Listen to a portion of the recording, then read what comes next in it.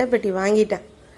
ஏன்னா இப்போ கொஞ்சம் தள்ளி தான் நாங்கள் போகிறோம். இப்போது பக்கத்தில் ஒரு அந்த தெருக்குள்ளேயே போகிறதா இருந்தால் கூட நமக்கு வந்து அட்டைப்பெட்டி கொஞ்சம் தேவைப்பட தான் செய்யும்.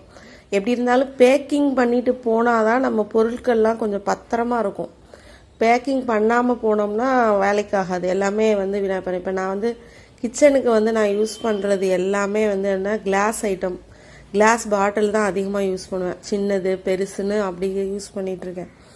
அப்படிங்கல அதெல்லாம் ரொம்ப பத்திரமா கொண்டு போகணும். அதுக்காகவே வந்து என்ன பண்ணிட்டேன், நிறைய அட்டை பாக்ஸ், நல்ல கனமான அட்டை பாக்ஸ் வந்து வாங்கி வச்சுட்டு அதுக்கு ஒட்டுறதுக்கு டேப்பு எல்லாம் வாங்கிட்டு மார்க்கர் ஒன்று வாங்கி வச்சுக்கோங்க.